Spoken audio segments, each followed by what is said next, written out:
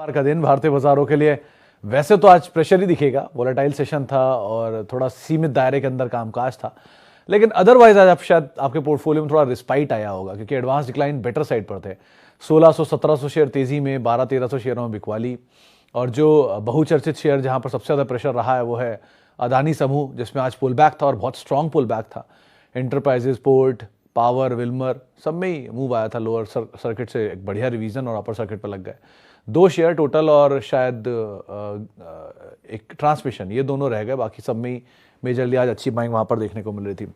Metal में आज pressure था। निफ्टी 17,400 पे फ्यूचर बंद हुआ, 17,300 के ऊपर कैश में बंद हुआ।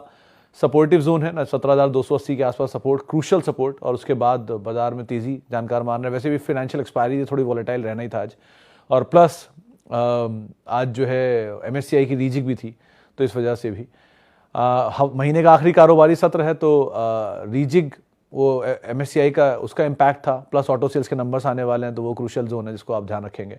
तो ऑटो सेल्स के नंबर्स या फिर मेटल में न्यूज़ फ्लोज, वेदांता आज एक इशू रहा, वहाँ पर वो डेट के रीपेमेंट को लेकर इश्यूज की बातचीत उठी, और उसके बाद वो बिजनेस स्टैंडर्ड का बेसिकली एक आर्टिकल था जिसके बाद वो शेयर टूटा। कंपनी ने क्लैरिफिकेशन दे दिया कि उनकी तरफ से ऐसा कोई इशू नहीं है, तो उसका थोड़ा संभला भी, लेकिन फिर भी 4-5% नीचे बंद हुआ जाकर। तो ऐसे ऐसे न्यूज़ फ्लोज आ रहे थे अलग अलग। पेटीएम में ब्लॉक डील का विंडो खुल सकता है कभी भी, तो उसके आधार पर तो ये सब कुछ न्यूज़ फ्लोज और न्यूज़ फ्लोज के दम पे शेयरों में प्रेशर आता हुआ दिखाई पड़ा। लेकिन ओवरऑल आज का सेशन आपको बेटर दिखाएगा क्योंकि कैश मार्केट के शेयरों में या जो एक्चुअल पोर्टफोलियो में होते हैं उन शेयरों में खरीदारी आज आते हुए दिखाई पड़ी। सीधे सवाल जवाब का सिलसिला शुरू कर देते हैं। लंबे समय से सवाल नहीं लिए हैं तो उम्मीद है कि सवाल भी बहुत ही होंगे आज। तो सबसे पहला सवाल, LIC एट CMP के लिए मैं सर, जो लोग पेशेंस रखते हैं, जिनको सरकारी कंपनियों में कोई दिक्कत नहीं है, डिविडेंड मिलता रहे, उनके पोर्टफोलियो में रहे, बहुत एग्रेसिवली ग्रोथ नहीं चाहिए, उनके लिए ठीक है। LIC ऐसा नहीं है कि वैल्यू बाय नहीं है, LIC पहले दिन से ही वैल्यू बाय है, जब से उसने अपने आप को लिस्ट कराया। बट क्योंकि वो सरकारी है तो प्रीमियम कभी कमांड नहीं करेगी। कोई सरकारी कंपनी प्रीमियम कमांड नहीं करती। सेल, गेल, BPCL, IOC, ये सब जो नाम मैंने ले रहा हूँ, इन सब के वैल्यूएशन आपको कम ही दिखेंगे क्योंकि ये प्रीमियम कभी कमांड ही नहीं करेंगे। सिंगल के मल्टीपल पर या 2 के मल्टीपल पर तो सेल का शेयर कामकाज करता है, जबकि टाटा स्टील जैसा पीयर उसके सामने खड़ा है और वो भी उससे महंगे वैल्यूएशन पर है। तो क्योंकि वो ऑब्वियसली बात है, उनको प्रीमियम मिलेगा ही नहीं, तो प्रीमियम नहीं मिलेगा इसलिए वो सस्ते ही रहेंगे हमेशा। तो वैल्यू बाय के लिए अगर आप ढूंढ रहे हैं तो हाँ, वैल्यू बाय है। और ये ऐसा जो स्ट्रीट में एक्सपेक्टेशन है या स्ट्रीट में ऐसा मतलब न्यूज़ फ्लोज आप सुन रहे हो ट्विटर पे या इंस्टाग्राम पर कि LIC का पैसा डूब गया है अदानी समूह में लेने की वजह से, ऐसा कुछ नहीं है। टोटल अदानी का जो AUM है वो करीब 42 लाख करोड़ का है। उस 42 लाख करोड़ का एक छोटा हिस्सा जो कि 8 लाख करोड़ रुपया है, वो LIC ने इक्विटी में लगाया है, बाकी सारा डेट में है। तो LIC का वो ऑलरेडी सेफ है। अब उस 8 लाख करोड़ का 7 लाख करोड़ की शीट में कल शेयर कर चुका, आप ट्विटर पे देख सकते हैं, जिसमें से सिर्फ करीब 40,000 करोड़ का लॉस, नोशनल लॉस, जो शेयर नीचे आए जिसकी वजह से नोशनल लॉस हुआ है, वो अदानी में हुआ है। और उसके सामने LIC का सबसे बड़ा इन्वेस्टमेंट अगर किसी कंपनी में अकॉर्डिंगली है तो वो रिलायंस इंडस्ट्रीज है। रिलायंस अकेले में वो करीब 1,70,000 करोड़ का इन्वेस्टमेंट करके बैठा है। Then comes ITC, then comes L&T, then comes Kotak, Infosys. तो ऐसे सारे दिग्गजों में उनका इन्वेस्टमेंट है। तो LIC कोई डूब नहीं रहा है और LIC में आपका पैसा भी सेफ है, तो ऐसा कोई इशू नहीं है। लेकिन जो ठीक है, न्यू ये सब चलता रहता है, बीच बीच में खबरें आप सुनते हो, तो एंजॉय किया करो कभी कभी इसको। DMart, Tata Elxsi at CMP for long term. Tata Elxsi से बेटर तो दीक्षित साहब डीमार्ट एटलीस्ट वेल पोजीशनड है अभी। टाटा एलेक्सी मतलब खराबी वहाँ भी नहीं है, लेकिन ऑब्वियसली बात है, एक तरफा इतनी बड़ी तेजी दिखाने के बाद वो थोड़ा कूल ऑफ भी ज़्यादा लंबा समय तक होगा। जैसे क्लियर कट साइन जेंसार में आया था कुछ दिन पहले बाय का, यही मैं नहीं बोला था कि जेंसार आप देख सकते हो, इट्स अ गुड कंपनी और प्रमोटर बाय कर रहा है। और जेंसार में वहाँ से 220 रुपये के जोन से या 290-292 होकर आ गया वो बीच में, क्योंकि वहाँ पर साइन दिख गए थे कि वो चल जाएगा। डीमार्ट में भी कुछ ऐसा दिख रहा है कि वो चल सकता है, जैसे ग्लैंड में हुआ था, 1100 रुपये के आसपास ग्लैंड था, 900 रुपये तक के लोज हिट करने की बातचीत थी, लेकिन वहाँ पर लग रहा चल जाएगा। तो ऐसा लगने लग गया कि डीमार्ट शायद अब बहुत ना टूटे। 3100 रुपया बना दिया, वही उसका एक स्टॉप लॉस होना चाहिए और आप जा सकते हो लॉन्ग। बहुत न्यू नॉइस जो है वो आप सुन चुके हो डीमार्ट के अराउंड, तो वो ज़्यादा बेटर पोजीशन है। टाटा एलेक्सी के केस में थोड़ा सा कंसर्न रह सकता है कि मैं बहुत चला है तो ये थमेगा कहाँ है कहना मुश्किल है, तो इसलिए उसको सोचना पड़ेगा। लेकिन इसमें आप आउटराइटली जा सकते हो एटलीस्ट थोड़ा थोड़ा करके। इंडेक्स निगेटिव रिटर्न क्यों दे रहा है? सर शिवम जी, 2 साल पहले अगर इंडेक्स याद होगा आपको तो शायद 57% का पॉजिटिव रिटर्न था। पिछले साल इंडेक्स ने दे दिया 4%। तो एवरेज क्या बन गया 2 साल में? करीब करीब 54 को डिवाइड कर लीजिए 2 से, तो रफली 26-27%। इस साल अगर इंडेक्स और 2% दे देता है तो 3 में डिवाइड कर लीजिए 54 को, कितना बन गया? 12 से 15%, जो हर साल देता ही है। तो इंडेक्स तो उतना ही रिटर्न देगा जितना देता आ रहा है। आपको 1 साल ज़्यादा लग गया, 2 साल थोड़ा कम लग गया, 3 साल थोड़ा ज़्यादा लग गया, वो उससे फर्क नहीं पड़ता है। एंड ऑफ द डे 12 से 15% ही मिलेगा, चाहे आप कितनी कोशिश कर लीजिए। Best of the best stock में लेकर आप 12-15% ले लीजिए, या worst of the worst stock में आप 12-15% की उम्मीद में बैठे रहिए, वो चॉइस आपकी है। लेकिन आना 12-15% ही है जो बाजार हिस्टोरिकली देता आ रहा है। ऐसा कुछ अनोखा नहीं हुआ है। वो 12 से 15 या 15 से 16 हो सकता है मैक्सिमम, लेकिन स्टॉक मार्केट में इससे ज़्यादा रिटर्न की उम्मीद रखना और ये सोचना कि मल्टी बैगर मिलेगा, वो मल्टीपल टाइम बिकेगा। मल्टीपल टाइम कोई शेयर नहीं बिकता सर। हर शेयर की एंट्री आपकी ऐसी होती है कि आप उसे मल्टीपल टाइम बेच के चले जाते हो। ऐसे बहुत सारे नाम गिना सकता हूं जो मल्टीपल टाइम की एंट्री में आप एंटर कर गए तो आपको मिल गए, लेकिन विद टाइम उनका भी 15% रिटर्न है। Tata Elxsi is one of the example. आप टाटा एलेक्सी में अगर उतरे होते, या अदानी इंटरप्राइजेज अनदर एग्जाम्पल, आप 300 रुपये पे कूदे होते 3000 रुपये तक, 10 टाइम पैसा बना, लेकिन वो घूम के वापस 1300 रुपये आ गया, तो रिटर्न कहाँ आ गया? पिछले 3 साल का रिटर्न एवरेज वही है, 15-20%, 30% मैक्सिमम। सो वो विद टाइम और कम हो जाएगा। तो over a period of time आप देखेंगे तो रिटर्न 15% आना है। लेकिन आपको लगा कि नहीं, आपने मल्टी बैगर पकड़ लिया और बहुत मोटा पैसा बन गया, तो वो कुछ दिन बाद एवरेज कर ही लेगा अपने आप को। सो स्प्रिंट हमेशा नहीं किया सकता, मैराथन हमेशा किया जा सकता है। तो आप इस हिसाब से सोचिए कि लॉन्ग टर्म सस्टेनेबिलिटी क्या है। Important is not immediate, important is sustainability.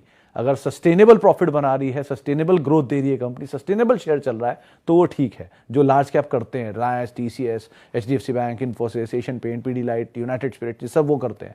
लेकिन जो स्मॉल कैप ढूंढते हो आप मल्टी बैगर के लिए, वो एक तरफा चलेंगे और एक तरफा ही नीचे भी आएंगे। सो अकॉर्डिंगली आप कॉल ले लीजिए, रिटर्न वही आना है।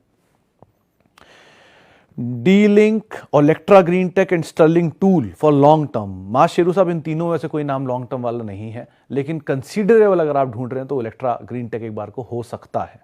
इलेक्ट्रा की मैनेजमेंट से मैं मिला हूं और कंपनी की विस्तार योजनाओं पर मैंने बात कई बार उनसे की है।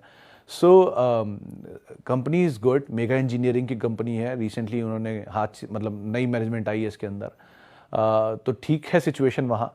और हाइड्रोजन टाइप अभी वो रिलायंस से उन्होंने किया ही है, तो चीज़ें बहुत सारी बेटर हैं इनके केस में। और ये बहुत इंपॉर्टेंट, एक बस तो इनकी आती है ईवी में, ये ट्रक पर भी काम कर रहे हैं, जो अभी लॉन्च करना था लेकिन उसे डिले कर दिया उन्होंने। तो दो कंपनी अच्छी है, लेकिन क्योंकि पॉलिटिकल इंक्लिनेशन भी हो सकता है तो थोड़ा रहता है कंसर्न इसमें। लेकिन इन तीनों में अगर आप कुछ ढूंढ रहे हैं तो ये थोड़ा बेटर है, लेकिन लॉन्ग टर्म के लिए ज़रा सोच समझ के कॉल लीजिएगा। बजाज फाइनेंस 6000 पे 18 स्टॉक किस लेवल पर और ऐड कर सकते हैं? सर अगर आप सुमित जी टाइम दे सकते हैं तो ही इसे ऐड करिएगा, क्योंकि it will test your patience with time. ऐसा नहीं है कि 6000 का शेयर यहाँ से 12000 हो जाएगा या 18000 हो जाएगा, लेकिन will test your patience first, उसके बाद होगा। तो उस पेशेंस के लिए आप बेटर यही है कि 20% एक स्टैंडर्ड जो मैनर्स कहती हैं वो ये कहती हैं कि 20 से 25% नीचे आप थोड़ा थोड़ा एवरेज कर सकते हैं, कंसीडरेबल की वो क्वालिटी अच्छी होनी चाहिए। तो ये क्वालिटी में तो यहाँ कोई इशू है नहीं, तो आप प्राइस का ही है तो 20% नीचे 25% नीचे मिलने लग जाओ, थोड़ा थोड़ा एवरेज करिए। लेकिन थोड़ा थोड़ा मतलब जिस क्वांटिटी में आप चल रहे हैं इसी क्वांटिटी में ही थोड़ा थोड़ा ऐड करिएगा। विद टाइम पोर्टफोलियो बनाइए, आउटराइटली कूदने की ज़रूरत नहीं है। ये नहीं कि एक ही दिन में आप 50 लाख रुपए लगा गए और फिर पूरे साल बैठे हैं उस पैसे को ब्लॉक करके। अगर आप इतना पैसा लगा सकते हैं तो आप 12 महीने में स्प्लिट कर दीजिए, 24 महीने में स्प्लिट कर दिए, 15-15 दिन के हिसाब से, हर हफ्ते के हिसाब से स्प्लिट कर दीजिए, and with time quality accumulate करते रहिए, ऐसा कोई इशू नहीं आएगा। Okay, Devyani international business sustain for next 10 years, might be. Mishra साहब कुछ कह नहीं सकता मैं इसके साथ, क्योंकि इस कंपनी की हिस्ट्री तो बहुत पुरानी है।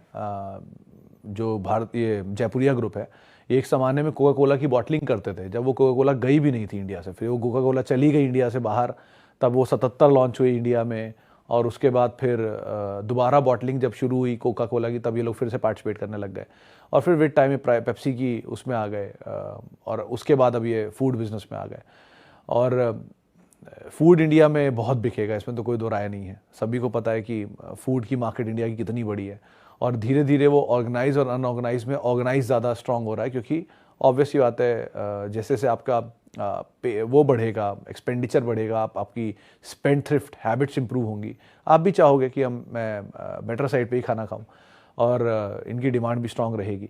लेकिन डिमांड का स्ट्रांग होना और कंपनी का उसके साथ ग्रो करने में थोड़ा अंतर होता है, क्योंकि ज़रूरी नहीं है कि वो कंपनी ने डेट ले रखा है। जैसे मनपसंद बेवरेजेस एग्जाम्पल याद है मुझे कि वो एक ज़माने में रेलवेज़ के लिए भी टाइप करते थे और रेलवे में मनपसंद के बेवरेजेस मिलते थे, बट हाई डेट वो सस्टेनेबल नहीं रह पाया और कंपनी बंद हो गई।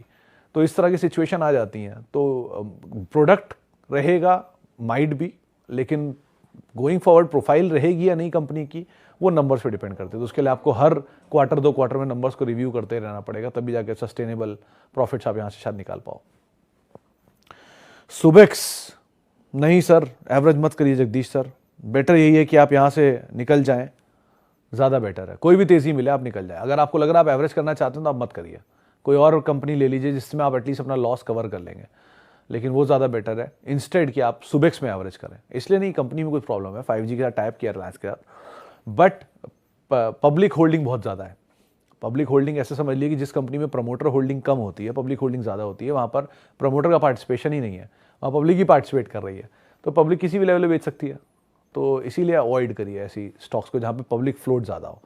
ये 3i ये उस तरह की कंपनियाँ जिनमें पब्लिक फ्लोट काफ़ी ज़्यादा है, सो अवॉइड। यस बैंक का लॉक इन पीरियड ख़त्म हो रहा है मार्च में।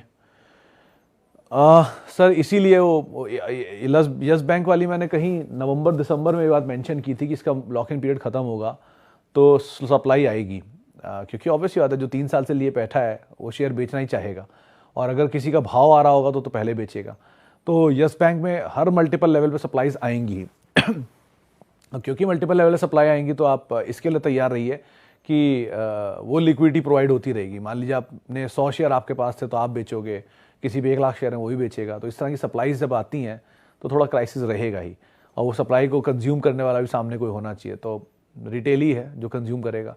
तो इसीलिए बेटर यही कि अगर आपके पास हैं और आपका लॉक इन खुल रहा है और आपका प्राइस मिल रहा है और प्रॉफिट बन रहा है तो आप निकलिए, वरना बैठे रहिए, फिर तो क्या ही दिक्कत है, आराम से जब भाव आएगा तब देखा जाएगा, क्योंकि मैनेजमेंट तो SBI के हाथ में है और SBI ने सिचुएशन क्लीन तो करी है, और SBI जिस तरह से काम कर रहा है लग रहा है शायद यस बैंक भी ठीक काम करेगा, बट IDBI जैसी सिचुएशन भी है हमारे सामने, तो इसलिए कुछ कहना मुश्किल है किस तरह से करवट लेगा, क्या ये SBI बनेगा या क्या ये IDBI की तरह ही रुका रहेगा।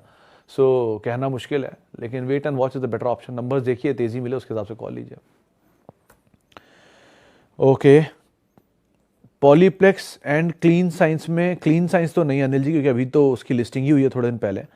पॉलीप्लेक्स के केस में आप एक बार को देख सकते हो, बट मतलब पैकेजिंग में इसकी अच्छी कोई कंपनी और है नहीं, तो इस सेगमेंट में अगर आप जाना चाह रहे हो तो ये कंपनी है, वरना तो बहुत से अच्छे नाम है लॉन्ग टर्म के हिसाब से, आप उनको देखिए, ज़्यादा बेटर है। सर ऐसी सिचुएशन में जब बाजार बिल्कुल ही निराश करता है सबको, तो आपके सामने एक ही चॉइस बचती है कि हमेशा वो कंपनी चुन लीजिए जो बेस्ट है अपने बिजनेस की। क्यों? क्योंकि वो निराश नहीं करेंगी, वो कुछ समय तक वहाँ गुजारेंगी, कुछ समय बाद वो अपने आप चलना शुरू हो जाएंगी, क्योंकि उनकी प्रॉफिटेबिलिटी उन्हें सपोर्ट करती है। तो जहाँ प्रॉफिटेबिलिटी सपोर्ट करती है वहाँ पहले चले जाइए। एक्सपेरिमेंट करने के लिए आगे भी दिन पड़े हैं, आपका पोर्टफोलियो एक बार अच्छा बन जाए, आपको रिटर्न अच्छा आने लग जाए, अच्छे डिविडेंड पे चेक्स आने लग जाए, तो आप एक्सपेरिमेंट ही करिए, फिर क्या दिक्कत है। लेकिन अभी एक्सपेरिमेंट क्यों करना, बेटर ना हम जब अवेलेबल है इजीली। तो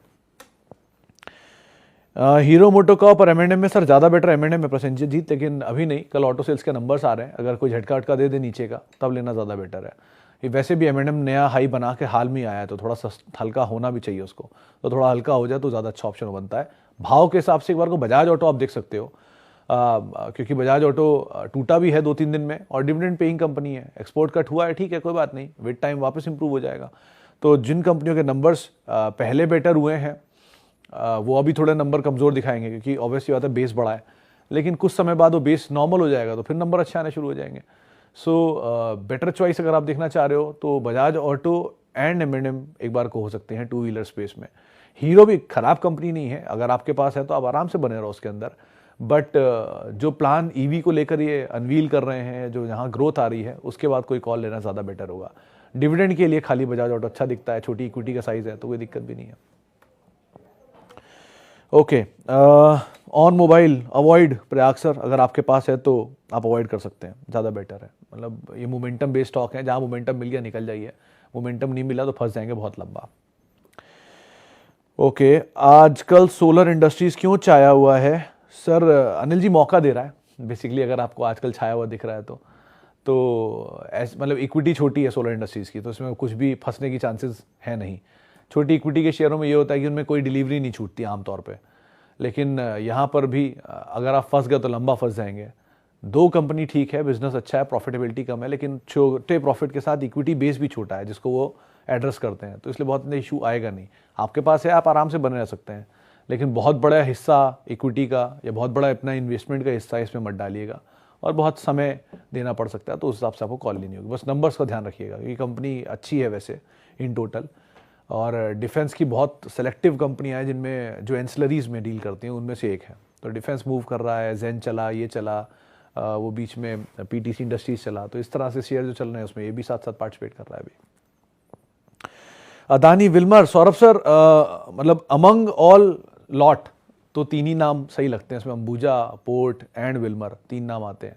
आज थोड़ा संभला है, लेट्स सी, मतलब क्योंकि यहाँ न्यूज़ फ्लो इतना ज़्यादा है तो अभी कुछ भी नहीं कर सकते। जब तूफान थमेगा तब कॉल लेना ज़्यादा बेटर होगा। होता है ना, अभी जब हवा चली रही है इतनी तेज़, तो आप कहाँ बाहर चले जा रहे हो, वेट कर लो थोड़ा, जब थम जाए चीज़ें, न्यूज़ फ्लोज हट जाए, मीडिया लाइमलाइट से अलग हो जाए, तब इस ग्रुप पे कॉल लेना ज़्यादा बेटर होगा। न्यूज़ फ्लो जब बहुत तेज़ होता है ना, तब कहीं भी आपको नहीं आना चाहिए, किसी भी जगह पे जहाँ न्यूज़ फ्लो हो अवॉइड हो जाइए, उसको छोड़ दीजिए कुछ दिन के लिए, जब न्यूज़ फ्लो से बाहर हो जाए फिर चले जाइए, ज़्यादा बेटर है। ओके, और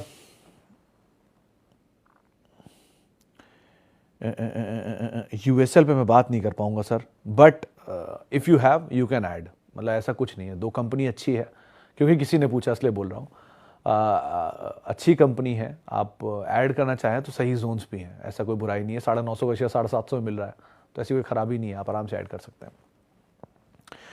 Titan, Radico, Khaitan, Info Edge for fresh entry में सर टाइटन, रेडिको दो में आप फ्रेश एंट्री ले सकते हैं, ज़्यादा बेटर है। रेडिको थोड़ा चल गया, वैसे अगर नहीं चला तो अच्छा लेवल था, 900 रुपये के ज़रूर जोन में मिल जाए तो बहुत ही अच्छी बात है, लेकिन ऑर्डर अगर 900 के आसपास आ जाए या 1000 के आसपास आ जाए तो रेडिको देन टाइटन, और अगर नहीं आ रहा तो ठीक है, टाइटन रेडिको भी कोई बुराई नहीं है, थोड़ा थोड़ा आप दोनों में ऐड कर सकते हैं। दोनों कंपनी अच्छी हैं, क्वालिटी है, महंगा है थोड़ा टाइटन, बट नीचे जितना मिले उतना अच्छा। ओके, और कौन सा, अगर हर बैंक का पीई लो है तो एक्चुअल वैल्यूएशन कैसे पता चलेगा? प्रसन्न जी, सर पीएसयू बैंक में आपको अगर वैल्यूएशन देखना हो तो बुक वैल्यू आपके लिए राइट बेंचमार्क होता है, उसके नीचे मिल जाए ज़्यादा बेटर है। लेकिन प्राइवेट बैंक्स में एक एवरेज वैल्यूएशन निकाल लीजिए, तमाम प्राइवेट बैंक्स का एक एवरेज पी निकाल लीजिए, वो आपको आसानी से खुद ही निकाल लेंगे, अब 7-8 बैंक ही हैं, और उस एवरेज पी के आसपास जैसे ही कोई बैंक आपको आता वो दिखाई पड़े, आप वहाँ उसे ऐड कर लीजिए, वो ज़्यादा बेटर है। लेकिन again quality comes with a price, तो इसको आप ध्यान रखिएगा। पीएसयू बैंक में कभी पीई मत देखिएगा, उनमें आप बुक वैल्यू देखिए, वो ज़्यादा बेटर सिचुएशन बना सकता है आपको।